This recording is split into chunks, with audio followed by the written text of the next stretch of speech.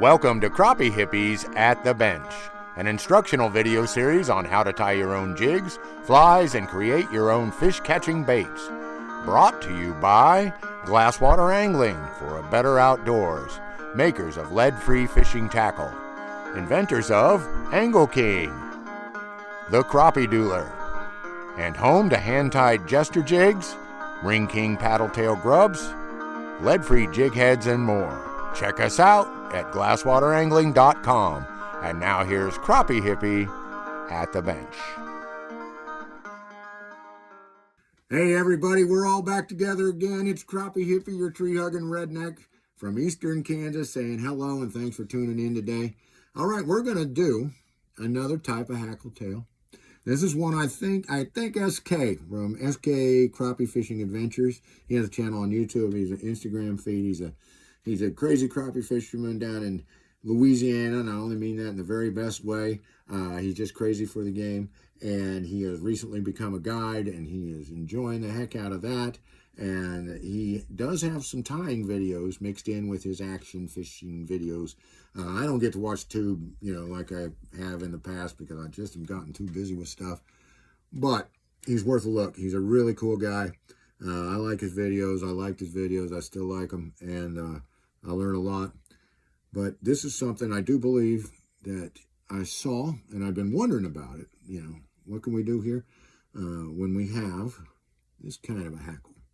When we got a kind of a big, webby, kind of a broad hackle like that.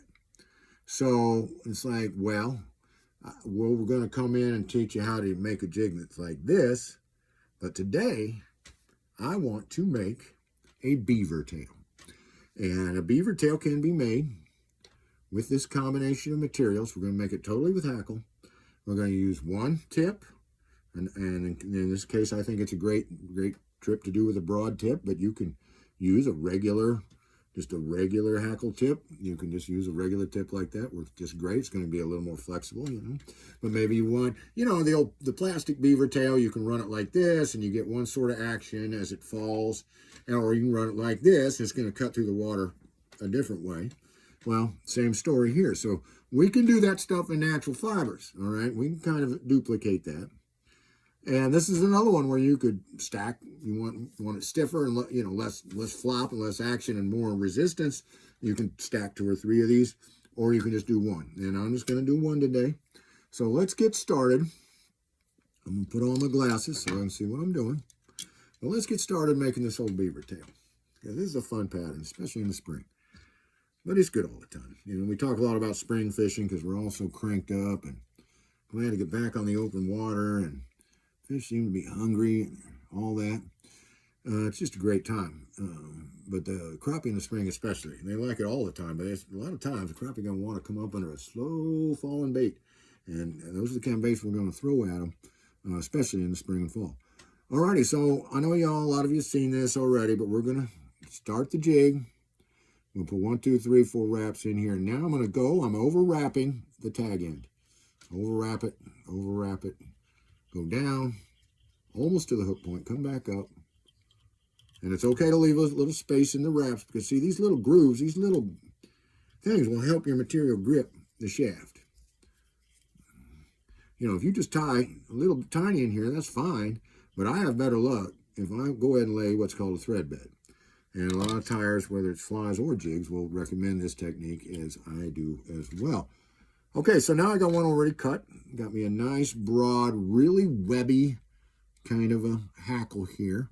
It's a hen neck hackle, and I have a little video on hackle talk. We can talk about that, but it comes off the cape, and then these are just sold loose.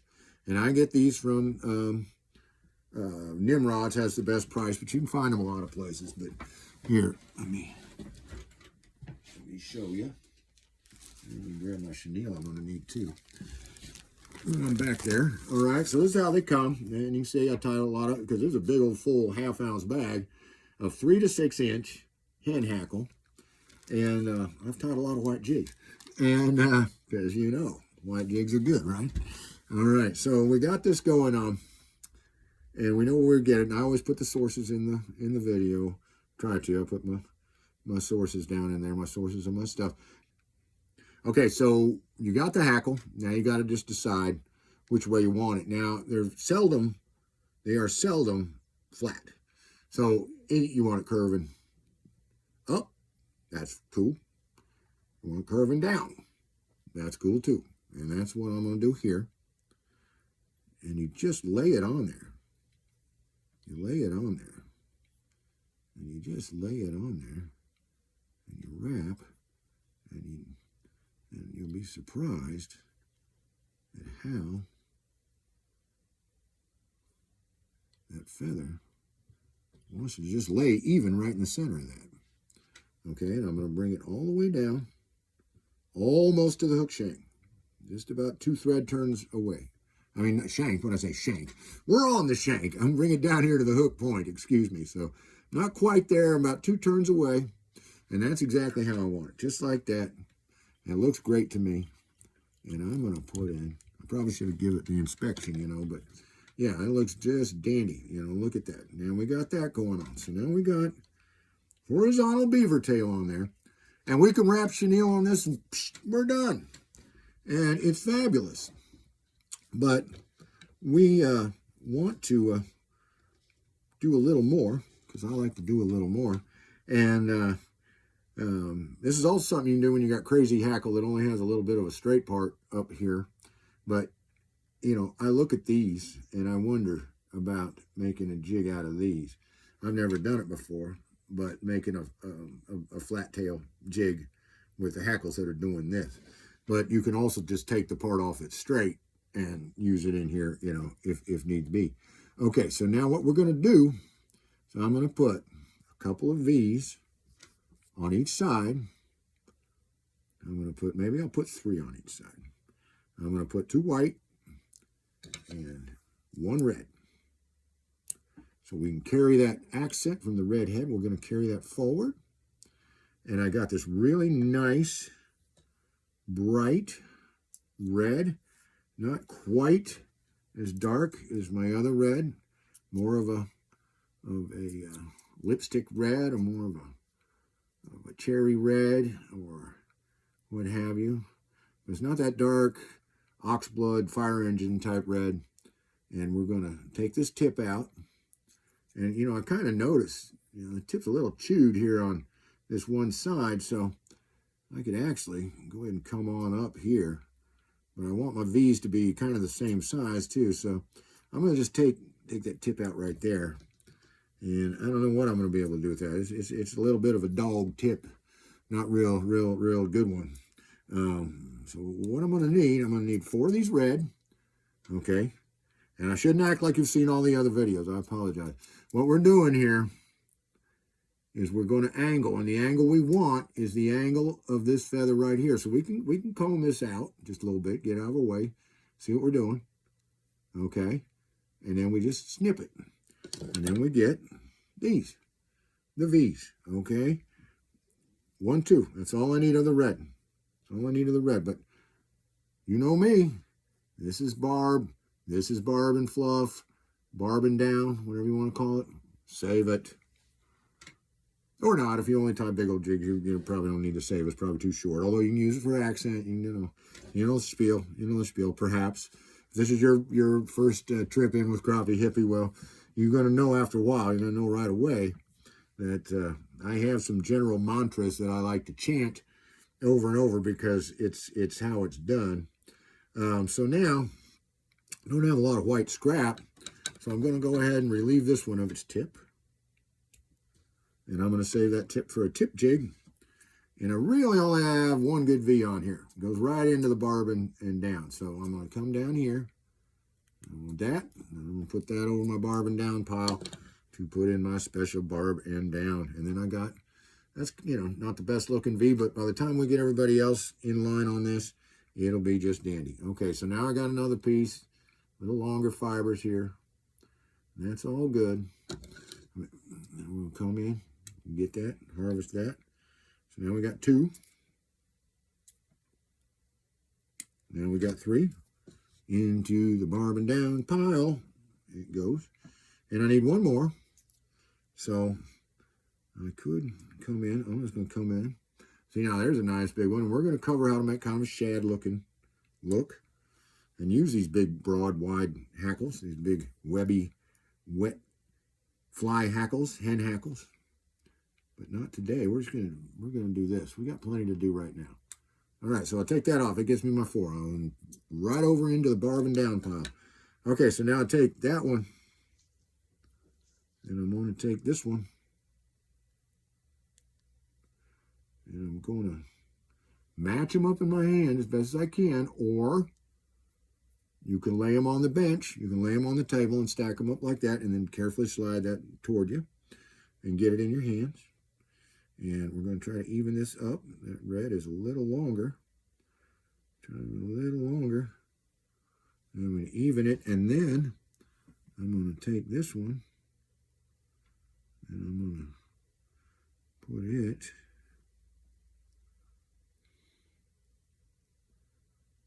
on what's going to be the inside. And I'm going to push on the stems, and I'm going to push it and pull it and wiggle it around a little.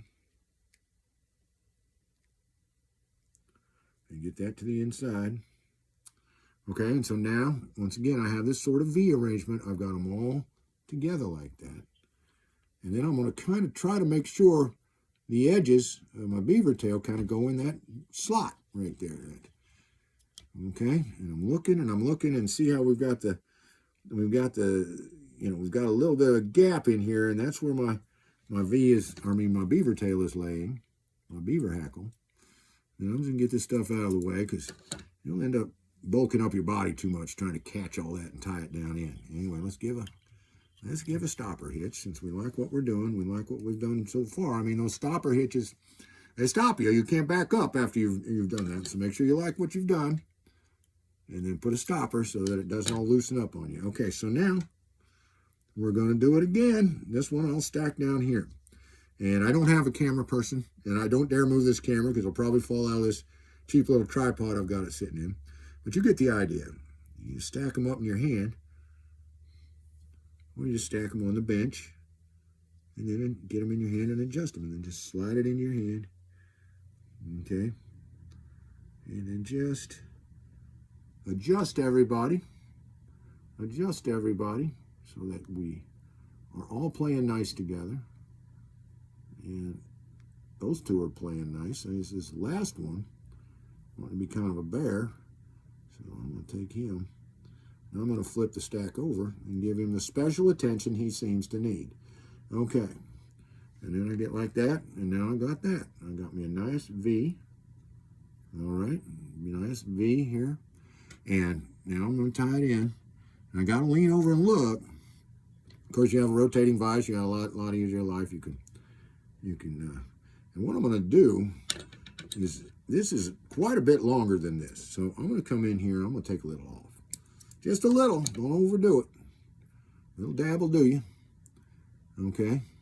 So what you're going to do is you're going to set this in there. 1, 2, 3. We're just going to kind of go around it. And we're going to look. And yeah, that's in good shape.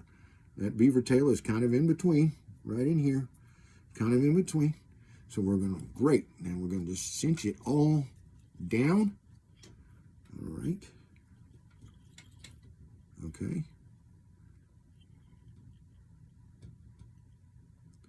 Carefully, carefully. Pulling tight, tight, tight.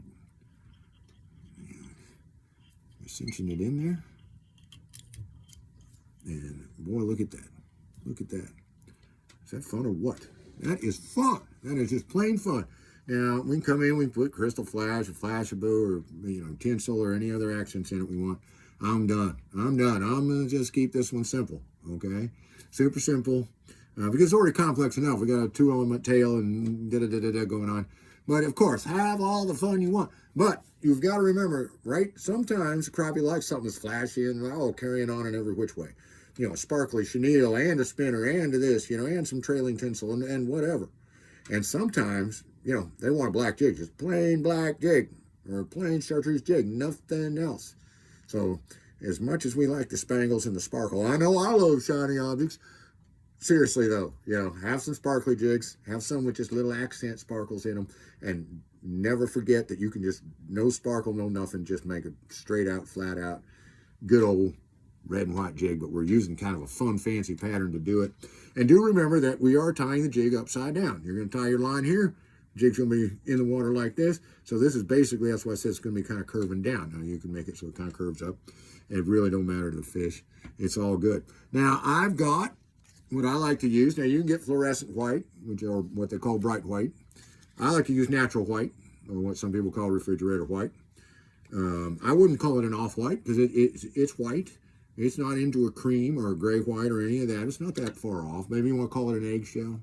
Eggshell or refrigerator white. You know, it's just not pure driven snow bright white, which is perfectly good. And, you know, I have a buddy that's all about it. He's like, you're crazy. You like pearl. You like, you know, refrigerator white and natural white. You get a better look if you use the bright white. To each his own. To each his own. Oh, and I'll tell you what. Here's something else. This is a regular. I'm getting ready to make a double body, and I told myself in this video we're not going to do that. In a 16th ounce jig, you can do a fat body on it. You can double this over. You can go down and back. But one of the coolest things is that number 2 rayon chenille, and you know, seems perfectly sized to a 16th ounce jig head on a number 4 hook. Okay, so we got a bismuth alloy, lead free, 16th ounce jig head on a number 4 Aberdeen hook, and the diameter of number 2 rayon chenille is probably as perfect as it gets on this size of jig. So we're just going to go down once, in which case we have our thread down here. We lay the chenille on this way. Sorry about that. I kind of lost myself there. But because I just wanted to show, you know, it's like, oh, you're always making double bodies, and I do. I like them. I like a fatter body jig, but not everybody likes that. And you know, deep in my intellectual mind, it's like it's really not necessary except in certain situations. Maybe it's more just a personal thing, because these, you know, I've tied a million jigs this way and caught plenty of fish on them, so it's not a fish thing, it's a fishing thing. Okay, if one style gives you more confidence, makes you fit, you know, helps you to fish better, then do it that way. But the same principles apply. I'm going to come in here and pull, and I'm going to pull, and I'm going to, you know, get these wraps as close together so I have a nice, full, even body. So I got to make sure my wraps are right side by side. I'm going to put this in, and I'm going to get that last wrap to pull down in there. Okay, and then I'm going to take it around. I'm going to take it around. As you see, we want to slide that thread over the jig head, just like that, 3 times. Give it another turn just to keep it in place. Give it another turn, and then we can cut it. And now we can cut it. And look at that. Isn't that a nice body? You know, that is nice, symmetrical with the head, everything else. Beautiful body. Good. And I will tell you a tip. I'm going to do this 5 times. This is our whip finish. And there are some really good whip finish videos out there. One's put up by Orvis, and there's a couple more. Look up how to do that if you don't know already, because that's kind of what you want to do here. And then we've got ourselves a nice, awesome beaver tail jig. Oh, and what I was going to finish up saying about the number 2 rayon, I found a new place to get it. Kim Burnett from Crappie Stopper Jigs and Flies has been on me for quite a while to get over to Crazy Angler and check out the chenille prices. Well, you know what they're going to sell you? A 5-yard card of basic rayon chenille? $1. $1. Okay? And they've got all kinds of other chenille, but they seem, from my research, they seem to have the very best price on small quantities of anything, whether it's New Age, Crystal, standard rayon, standard nylon. Get over there and take a look. I got the link in the show notes. Check it out, because if you're a chenille hound, then you are going to really dig these guys. They got great selection, it's curated in a great way. They don't have everything, you know, I don't think anybody can, but what you know, they've got a lot. And all the colors and a lot of great combinations of New Age. But when I saw that they're going to sell me a 5-yard card standard rayon chenille for $1, man, I'm like, I'm in. I went ahead and ordered like 40 bucks worth of stuff. Because I love it. I love it. I love it. Okay. Now I did the whip, and we talk about 5 is plenty, but I like to turn it here, check here to make sure I don't have a big old band of wraps showing, and then I put, because if I do, then I'll put this in here and that'll pull them all down in. But if I don't, I don't care. This gives me a second knot, and there went everything that was kind of showing up here. And you rock back and forth, and you'll just feel that, that thread come down and seat, and then, my golly, you are done. And then we're going to take scissors, or break it, if that's what you want to do. And you're there. All right, so here we go. Let's hold it like it's in the water, please. Okay, there you go. Now tell me that isn't cool. You got fish coming this way, you got a great look. You got fish coming this way, you got a great look. You got fish coming down this way, you got a great look. You got a fish coming up behind it, you got a great look. It's going to give you a lot of visibility at a lot of different angles. It's more intense to tie. It's more time consuming to tie. And you're not going to find too many people that are tying these for sale. I don't know. I think it's awesome. I think it's a lot of fun. And of course, it's just another bug to have in the box. So those days you think, well, maybe if I just change to a beaver tail, might pick up a few more strikes. Well, now you're going to have them, and you're going to go out there and you're going to have yourself some fun. So thanks for watching today. Learn how to make a beaver tail jig. They're really, really effective. And now you know how you can get some in your tackle box too. This has been Crappie Hippie, your tree-hugging redneck from Eastern Kansas, saying tight lines and Valentines. Peace out.